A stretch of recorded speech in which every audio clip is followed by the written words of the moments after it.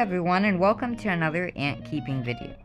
Today is the third update on my colony of Tetramorium immigrants, who moved into a mini hearth about 4 months ago now.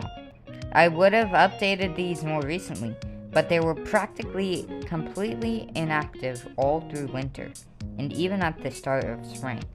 It was a cold start to the year here in Southern California, making this colony and some of my others very inactive.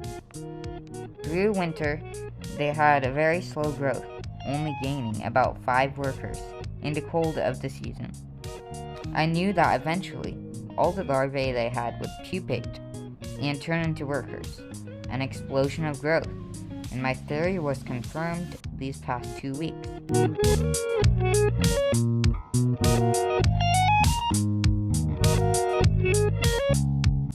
The many larvae pupated, and the queen likely pumped out new eggs. It was just beginning to break 75 degrees, giving the colony a sort of boost to turn out new workers, and for even more workers to populate the nest.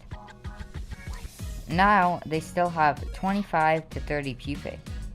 It's hard for me to film and see in the nest, because they have stuck sand to the glass of the mini hearth, making them feel more secure and less stressed out, even though I keep them in the dark.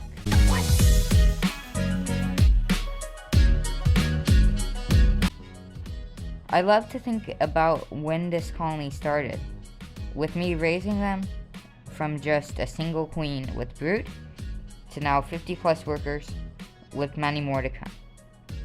I now know what fellow ant keepers were saying about the growth of this species, and how they can just start to explode out of nowhere.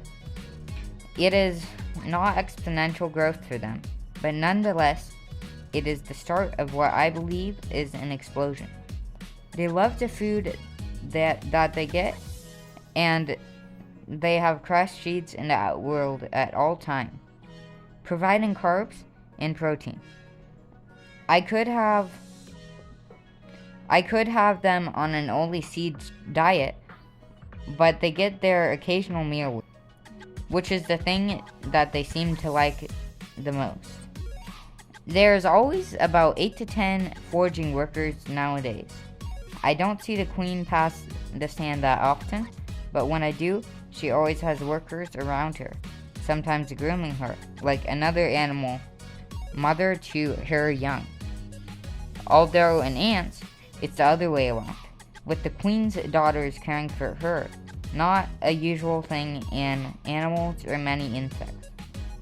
I can't see any brood except for the pupae on a visible side of the nest, but I assume she is churning out eggs near the water tower, the place that I cannot see because of the sand. All I can say is the future likes to be bright for this colony.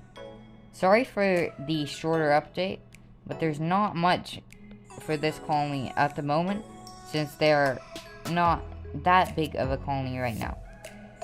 That should wrap up today's video. See you guys later, and peace out.